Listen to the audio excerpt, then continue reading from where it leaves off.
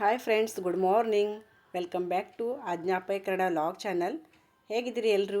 ನಾನು ಸೂಪರ್ ಆಗಿದ್ದೇನೆ. ನೀವು ಕೂಡ ಚೆನ್ನಾಗಿದ್ದೀರಿ ಅಂತ ಅಂದ್ಕೊಳ್ತೇನೆ. ಇವತ್ತು ಶನಿವಾರ. ನಾನು ಕಿಚನ್ ಕ್ಲೀನ್ ಮಾಡಿರಲಿಲ್ಲ. ಆ ದಿನ ಹಾಲು ಮತ್ತು ರೂಮ್ಸ್ ಎಲ್ಲ ಕ್ಲೀನ್ ಮಾಡಿದ್ದೆ. ನಿಮ್ಗೆ ಗೊತ್ತಿದೆ, ನೋಡಿದ್ದೀರಲ್ಲ ವಿಡಿಯೋದಲ್ಲಿ. ಈಗ ಕಿಚನ್ ಕ್ಲೀನ್ ಮಾಡೋಣ ಅಂಥೇಳಿ ನೋಡಿ. ಯಾವಾಗ ನಾವು ಏನು ಕೆಲಸ ಮಾಡಬೇಕು ಅಂದ್ಕೊಳ್ತೇವೆ ಅದು ಬೇಗ ಆಗೋದಿಲ್ಲ. ಯಾಕಂದರೆ ಹಾಲು ರೂಮೆಲ್ಲ ಕ್ಲೀನ್ ಮಾಡಿ ಈಗ ಒಂದು 10 ದಿನ ಆಗೋಯಿತು. ನೆಕ್ಸ್ಟ್ ಡೇನೇ ನಾನು ಕಿಚನ್ ಕ್ಲೀನ್ ಮಾಡಬೇಕು ಅಂದ್ಕೊಂಡಿದ್ದೆ, ಬಟ್ ಆಗಲೇ ಇಲ್ಲ. ಸೊ ಇಷ್ಟು ದಿನ ಆಯಿತು ನೋಡಿ. ಈಗ ಬಲೆ ಎಲ್ಲ ತೆಗೆದು ಕ್ಲೀನ್ ಮಾಡಿಕೊಂಡೆ. ಈಗ ಈ ಟೈಲ್ಸ್ ಎಲ್ಲ ಕಿಚನ್ ಮೇಲ್ಗಡೆ ಇದ್ದು ಟೈಲ್ಸ್ ಎಲ್ಲ ಒರೆಸ್ದೇನೆ ತುಂಬ ದಿನ ಆಗಿತ್ತು, 2 ತಿಂಗಳು ಆಗೋಯ್ತು ಏನೋ. ಇವತ್ತು ಏನೂ ಕೆಲಸ ಇಲ್ಲ, ಯಾಕಂದರೆ ಇವತ್ತು ನಮ್ಮ ಕೇರಿ ನಾಗದೇವ ಜಟಕ ದೇವರ ವರ್ಧಂತಿ ಉತ್ಸವ. ಸೊ ಹಾಗಾಗಿ ಇವತ್ತು ಅನ್ನ ಪ್ರಸಾದ ಕೂಡ ಅಲ್ಲೇ ಆಗುತ್ತೆ. ಸೊ ಹಾಗಾಗಿ ಅಡುಗೆ ಕೆಲಸ ಏನೂ ಇಲ್ಲ. ಈ ಕೆಲಸ ಮಾಡೋಣ ಅಂತ ಅಂದ್ಕೊಂಡು ಈಗ ಸ್ಟಾರ್ಟ್ ಮಾಡ್ತಾ ಇದ್ದೇನೆ. 11:30 ಆಯಿತು ಈಗ ನೋಡಿ. ಈ ಕಿಚನ್ ಟೈಲ್ಸ್ ಎಲ್ಲ ಆವಾಗವಾಗ ಕ್ಲೀನ್ ಮಾಡ್ಕೊಳ್ಳಿಲ್ಲ ಅಂದರೆ ಚೆನ್ನಾಗಿರೋದಿಲ್ಲ. ಈ ಕಿಟಕಿ ಅಂತೂ ಇಲ್ಲಿ ಅಡುಗೆ ಮಾಡೋದಲ್ವ, ಸ್ಟವ್ ಇದೆ ಇಲ್ಲಿ. ಹಾಗಾಗಿ ಇದು ಕಿಟಕಿ ತುಂಬ ರಾಡಿಯಾಗಿರ್ತದೆ. ಸೊ ಹಾಗಾಗಿ ಇದನ್ನೆಲ್ಲ ಒಂದು ಸೋಪ್ ಸರ್ಫ್ ಎಕ್ಸೆಲ್ ಹಾಕಿ ಚೆನ್ನಾಗಿ ತಿಕ್ತಾ ಇದ್ದೇನೆ ನೋಡಿ. ಇವತ್ತು ಅಡುಗೆ ಕೆಲಸ ಇಲ್ಲ. ಮಷಿನಿಗೂ ಕೂಡ ಬಟ್ಟೆ ಹಾಕಲಿಲ್ಲ, ಯಾಕಂದರೆ ನಾಳೆ ಹಾಕೋಣ ಅಂತ ಹೇಳಿ. ತುಂಬ ಅಂದರೆ ಇವತ್ತಿಂದು ನಾಳೆದು ಎಲ್ಲ ಸೇರಿಸಿ ಒಂದೇ ದಿನ ಹಾಕೋಣ ಅಂಥೇಳಿ ಇವತ್ತು ಬಟ್ಟೆನೂ ಕೂಡ ಒಗೆದಿಲ್ಲ, ಮಷಿನ್ ಕೂಡ ಹಾಕಲಿಲ್ಲ. ನಾಳೆ ಒಂದು ಸಲ ಹಾಕೋಣ ಅಂತ ಹೇಳಿ. ಹೀಗೆ ಏನಾದರೂ ಟೈಮ್ ಸಿಕ್ಕಿದಾಗ ಮಾತ್ರ ಈ ಕೆಲಸ ಮಾಡಲಿಕ್ಕಾಗ್ತದೆ. ಇಲ್ಲಾಂದರೆ ನಾವು ಡೈಲಿ ಮಾಡೋ ಕೆಲಸದ ಹೊರತಾಗಿ ಬೇರೆ ಏನೂ ಎಕ್ಸ್ಟ್ರಾ ಕೆಲಸ ಮಾಡಿದ್ರೆ ಟೈಮ್ ಆಗಿ ಹೋಗ್ತದೆ. ಸೊ ಹಾಗಾಗಿ ಅದು ಆಗೋದಿಲ್ಲ. ಸೊ ಏಕಾದಶಿ ದಿನ ಅಡುಗೆ ಮಾಡೋದಿರೋದಿಲ್ಲ.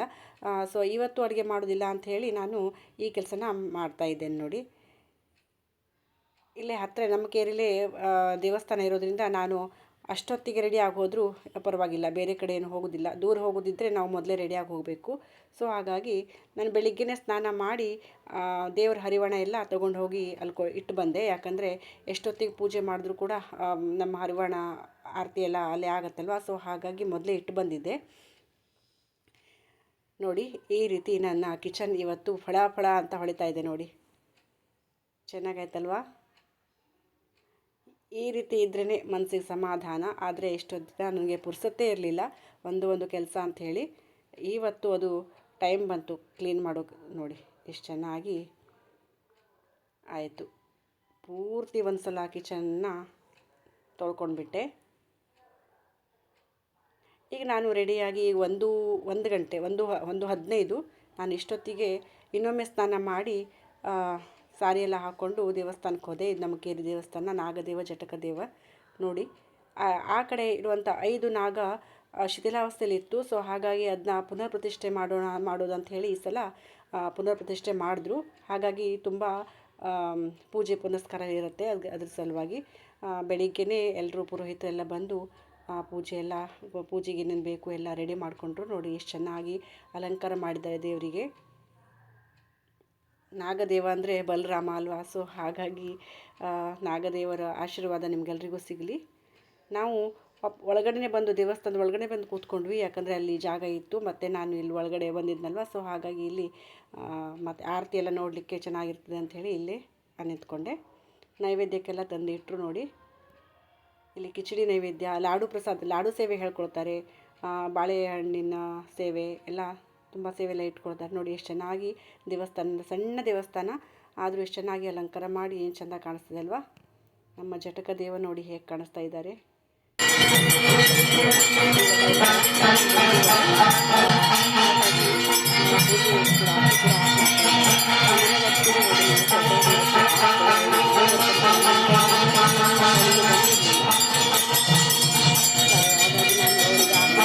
ಅವಳಿಗಾಗಿ ವೆಯ್ಟ್ ಮಾಡ್ತಾ ಇದ್ದೆ.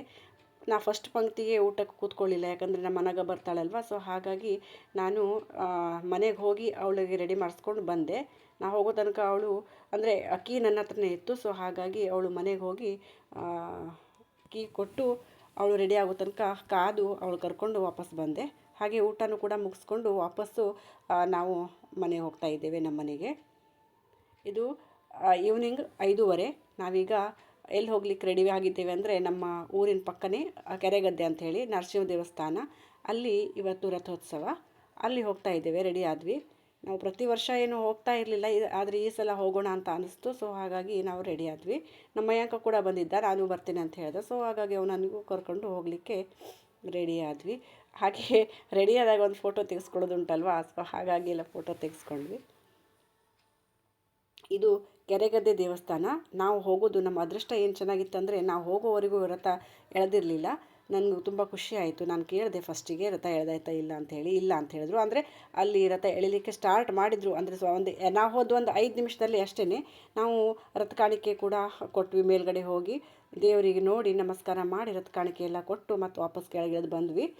ಅಲ್ಲಿ ಏಣಿ ಹಾಕಿದ್ರಲ್ವ, ಅಲ್ಲಿಂದ ಹತ್ಕೊಂಡು ಮೇಲೆ ರಥಕ್ಕೆ ಹೋಗಿ ಅಲ್ಲಿ ನೋಡಿ ಏನು ವಿಶೇಷ ಅಂದರೆ ಇವತ್ತು ಎಲ್ಲ ಹೂವಿನ ಅಲಂಕಾರ ಮಾಡಿದ್ರು. ತುಳಸಿ ಮಾಲೆ ಮಾತ್ರ ಹಾಕಿರಲಿಲ್ಲ. ನಮ್ಮನೆಯವರು ತುಳಸಿ ಮಾಲೆ ನನ್ನ ಹತ್ರ ಕೊಟ್ಟು ಕಳಿಸಿದ್ರು. ಸೊ ಹಾಗಾಗಿ ನಾನು ದೇವರ ಪುರೋಹಿತರಿಗೆ ಕೊಟ್ಟೆ. ಅವರು ಅದನ್ನ ಹಾಕಿದ್ರು. ಅದು ಹಾಕಿದ ಮೇಲೆ ದೇವರು ಎಷ್ಟು ಚೆಂದ ಕಾಣಿಸಿದ್ರು ಅಂದರೆ ತುಂಬ ಚೆನ್ನಾಗಿ ಕಾಣಿಸಿದ್ರು. ನಮ್ಮ ಅದೃಷ್ಟನೇ, ಯಾಕಂದರೆ ಆ ತುಳಸಿ ಮಾಲೆ ದೇವರ ಅಲಂಕಾರಕ್ಕೆ ಆಯ್ತಲ್ವ. ಉಳಿದಿದ್ದೆಲ್ಲ ಹೂ ತೊಗೊಂಡು ಹೋದರೆ ಎಲ್ಲ ಅಲಂಕಾರ ಮಾಡಾಗಿತ್ತು. ಹೂ ತೊಗೊಂಡೋದ್ರೆ ಕಾಲು ಕೆಳಗೆ, ದೇವ್ರ ಕಾಲು ಕೆಳಗೆ ಹಾಕ್ತಿದ್ರು. ಬಟ್ ನಾವು ತಗೊಂಡು ಹೋಗಿರುವಂತಹ ತುಳಸಿ ಮಾಲೆ ದೇವರಿಗೆ ಮೂರ್ತಿಗೆ ಹಾಕಿದ್ರು. ನಂಗೆ ತುಂಬ ಖುಷಿ ಆಯಿತು. ಹಾಗೆ ಇನ್ನು ಇಡಗಾಯಿ ಹೊಡೆದಿತ್ತು, ಇನ್ನು ಒಂದು 10 ನಿಮಿಷ ಆಗುತ್ತೆ ತೇರು ಎಳಿಲಿಕ್ಕೆ ಅಂತ ಹೇಳಿದ್ರು.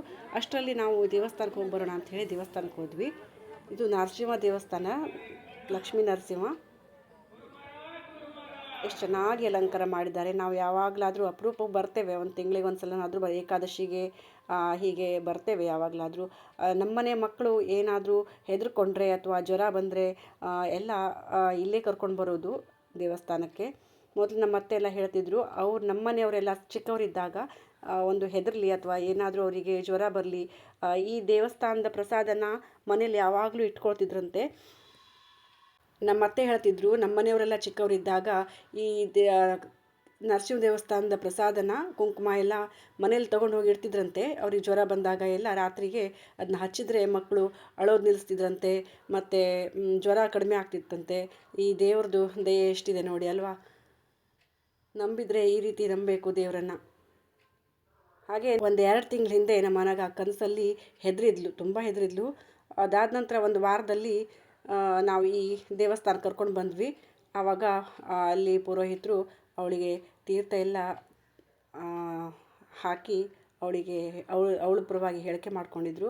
ನೋಡಿ ನಮ್ಮ ತುಳಸಿ ಹಾರ ಎಷ್ಟು ಚೆನ್ನಾಗಿ ಕಾಣಿಸ್ತಾ ಇದೆ ನೋಡಿ. ನನಗಂತೂ ನೋಡಿ ತುಂಬ ಖುಷಿ ಆಯಿತು. ಮತ್ತು ನನ್ನ ಅದೃಷ್ಟಕ್ಕೆ ನಾನು ಹೇಳ್ಕೊಂಡೆ, ಯಾಕಂದರೆ ನಾವು ಬರೋವರೆಗೂ ತೇರು ಎಳೆದಿರಲಿಲ್ಲ. ಮತ್ತು ನಾನೇ ಲಾಸ್ಟು ಅಲ್ಲಿ ರಥ ಕಾಣಿಕೆ ಕೊಟ್ಟಿದ್ದು. ಆಮೇಲೆ ಯಾರೂ ಹತ್ತಲಿಲ್ಲ, ಏಣಿ ತೆಗೆದುಬಿಟ್ರು.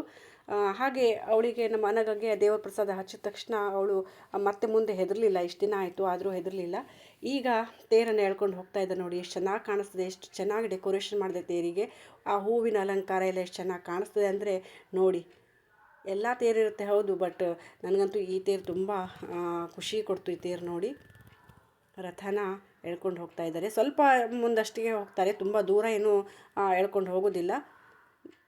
ತೇರು ಎಳೆದ ತಕ್ಷಣ ನಮ್ಮ ಮಕ್ಕಳು ಅನಗ ಮತ್ತು ಮಯಾಂಕ ತಿಂಡಿ ತಿನ್ನಲಿಕ್ಕೆ ಅವರು ಗೋಬಿ ಮಂಚೂರಿ ಇದೆಯಾ ನೋಡ್ಕೊಂಡು ಬರ್ತೀನಿ ಅಂಥೇಳಿ ಸ್ಟಾಲ್ ಹತ್ರ ಬಂದರು. ನೋಡಿ ಆ ತೇರನ್ನು ಅಲ್ಲಿ ಎಳ್ಕೊಂಡು ಹೋಗ್ತಾ ಇದ್ದಾರೆ ನೋಡಿ, ಅಷ್ಟೇ ದೂರ, ಮತ್ತು ಮುಂದೆ ಹೋಗೋದಿಲ್ಲ ಅದು. ಹಾಗೆ ನಾವು ಅನಗ ಎಲ್ಲಿದ್ದಾಳೆ ಅಂತ ನೋಡ್ತಾ ಇದ್ದರೆ ಅವಳಿಬ್ಬರು ಅವರಿಗೆ ದುಡ್ಡು ಕೊಟ್ಟಿದ್ದೆ ನಾನು ಫಸ್ಟಿಗೆ, ನೀವು ಹೋಗಿ ತಿನ್ಕೊಂಡು ಬನ್ನಿ ಅಂಥೇಳಿ.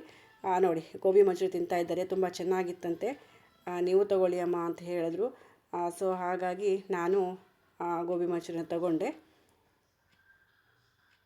ಮಕ್ಕಳು ಹೇಳಿದಾಗೆ ತುಂಬ ಚೆನ್ನಾಗಿತ್ತು, ಟೇಸ್ಟ್ ಚೆನ್ನಾಗಿತ್ತು.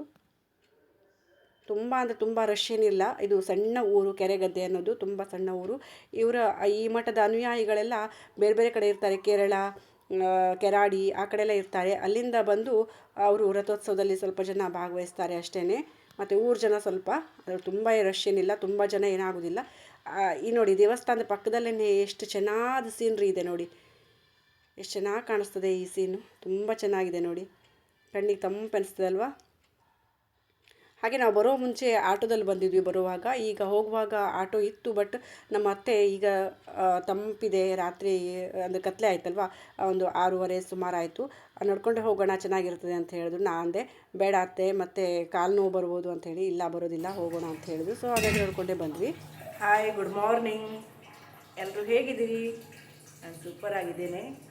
ಬೆಳಗಿನ ಶುಭೋದಯ ಎಲ್ರಿಗೂ. ಇವತ್ತು ಸಂಡೇ. ಹಾಗಾಗಿ ಸ್ವಲ್ಪ ಏಳಲಿಕ್ಕೂ ಲೇಟು. ನನ್ನ ಮಗಳಿನ್ನೂ ಮಲ್ಕೊಂಡಿದ್ದಾಳೆ. ನಮ್ಮ ಮನೆಯವರು ಶಾಪಿಗೆ ಹೋದರು. ಇವತ್ತು ಸ್ವಲ್ಪ ರಶ್ ಇರುತ್ತೆ ಶಾಪಲ್ಲಿ, ಯಾಕಂದರೆ ನಮ್ಮ ಊರಿನ ಪಕ್ಕ ಅಗ್ರಹಾರ ಅಂತ ಊರು, ಆ ಊರಿನ ಇವತ್ತು ತೇರು ಜಾತ್ರೆ. ಸೊ ಹಾಗಾಗಿ ಬೆಳಿಗ್ಗೆ ಬೇಗ ಹೋದರು ಇವರು.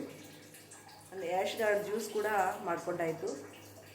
ಈಗ ಬ್ರೇಕ್ಫಾಸ್ಟ್ ರೆಡಿ ಮಾಡಬೇಕು. ಚಪಾತಿ ಮಾಡೋಣ ಅಂಥೇಳಿ, ಚಪಾತಿ ಮತ್ತು ಆಲೂಗಡ್ಡೆ ಪಲ್ಯ ಮಾಡೋಣ ಅಂಥೇಳಿ. ಸೊ ಹಾಗಾಗಿ ಇವತ್ತು ಏನು ನಿಧಾನವಾಗಿ ಮಾಡೋದು, ಗಡ್ಬಡಿ ಇಲ್ಲ. ಅನಾಗ ಇನ್ನೂ ಸ್ಕೂಲಿಗೆ ಹೋಗೋದಿಲ್ಲ. ಸೊ ಹಾಗಾಗಿ ಆದರೆ ಗಡ್ಬಡಿ ಇಲ್ಲ ಅಂತ ಅನ್ನೋದಿಲ್ಲ, ಯಾಕಂದರೆ ಇವತ್ತು ತುಂಬ ಸುತ್ತಾಟ ಇದೆ, ಅಲ್ಲಿ ಹೋಗೋದು ಇಲ್ಲಿ ಹೋಗೋದು ಅಂಥೇಳಿ. ಸೊ ಬೇಗ ಬೇಗ ಕೆಲಸ ಮುಗಿಸ್ಕೊಳ್ಬೇಕು. ಮೇಯ್ನಾಗಿ ನಿನ್ನೇನು ಬಟ್ಟೆ ಹ್ಯಾಂಡ್ ವಾಶ್ ಮಾಡಿರಲಿಲ್ಲ. ಸೊ ಇವತ್ತು ಎಲ್ಲ ಮಷಿನಿಗೆ ಹಾಕಿಬಿಟ್ಟು ಒಂದು ಕಡೆ ಹೋಗೋದಿದೆ ಎಲ್ಲ ಅಂತ ಹೇಳ್ತೇನೆ ನಿಮಗೆ.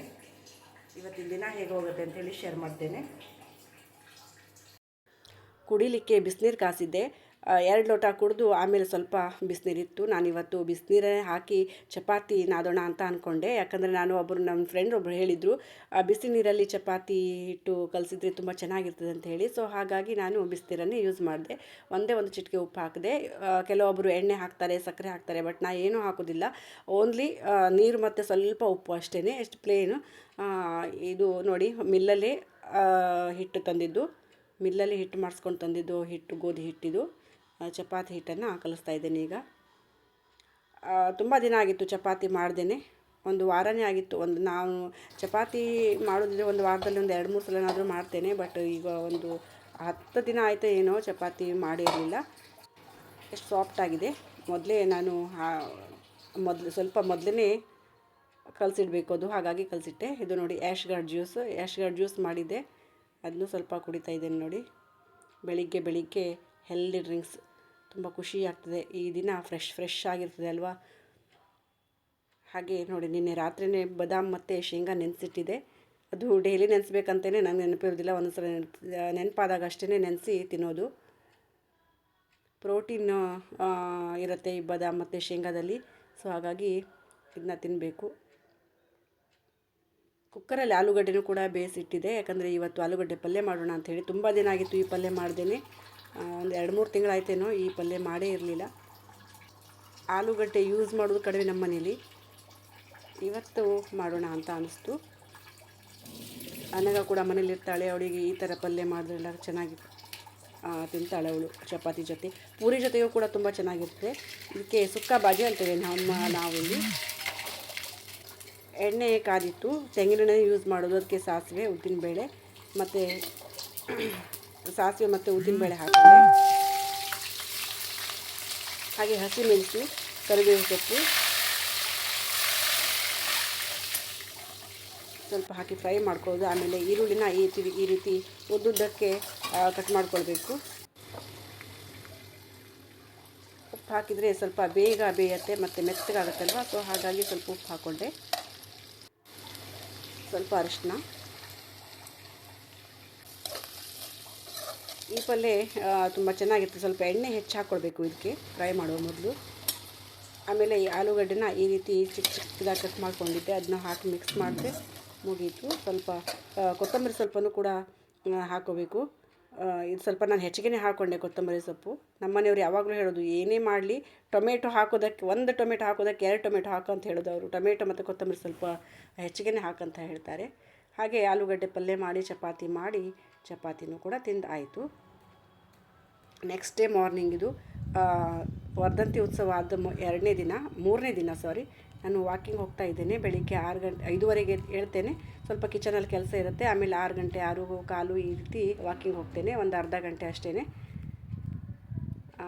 ನೋಡಿ, ಇದು ನನ್ನ ಡೈಲಿ ರೂಟೀನ್. ನಮ್ಮ ಮನೆ.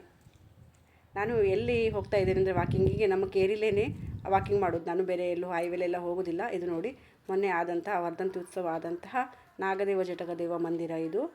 ಇಲ್ಲಿ ಡೆಕೋರೇಷನ್ ಮಾಡಿದ್ದು, ಲೈಟಿಂಗ್ ಮಾಡಿದ್ದು ತೆಗೆದೇ ಇಲ್ಲ. ರಾತ್ರಿ ಮತ್ತೆ ಹಾಕ್ತಾರೆ, ಬೆಳಿಗ್ಗೆ ಆಫ್ ಮಾಡ್ತಾರೆ. ಇದು ನೋಡಿ ಎಷ್ಟು ಚೆನ್ನಾಗಿ ಕಾಣಿಸ್ತದೆ ದೇವಸ್ಥಾನ. ಸಣ್ಣ ದೇವಸ್ಥಾನ ಆದರೂ ಕೂಡ ಎಷ್ಟು ಚೆನ್ನಾಗಿ ಕಾಣಿಸ್ತದೆ ನೋಡಿ. ಇಲ್ಲಿ ಈ ವಿಂಡೋದಲ್ಲಿ ನಿಮಗೆ ಕಾಣಿಸ್ತದೆ ನೋಡಿ ನಾಗದೇವರೆಲ್ಲ. ಅವರ ಆಶೀರ್ವಾದ ನಿಮ್ಮ ಮೇಲೆ ಯಾವತ್ತೂ ಇರಲಿ. ಇಲ್ಲಿಗೆ ಈ ವಿಡಿಯೋನ ಎಂಡ್ ಮಾಡ್ತಾ ಇದ್ದೀನಿ. ವಿಡಿಯೋ ಇಷ್ಟ ಆದರೆ ಒಂದು ಲೈಕ್ ಮಾಡಿ, ಶೇರ್ ಮಾಡಿ, ಕಮೆಂಟ್ ಮಾಡಿ. ಚಾನೆಲ್ನ ಸಬ್ಸ್ಕ್ರೈಬ್ ಮಾಡದೇ ಇದ್ದರೂ ಸಬ್ಸ್ಕ್ರೈಬ್ ಮಾಡ್ಕೊಂಡು ನೋಡಿ. ನಿಮಗೆಲ್ಲ ಇಷ್ಟ ಆಯಿತು ಅಂದ್ಕೊಳ್ತೀನಿ ವಿಡಿಯೋ. ಇಲ್ಲಿಗೆ ನನ್ನ ವಿಡಿಯೋನ ಎಂಡ್ ಮಾಡ್ತೀನಿ. ಬಾಯ್. ವಿಡಿಯೋ ನೋಡೋದಕ್ಕೆ ಧನ್ಯವಾದಗಳು.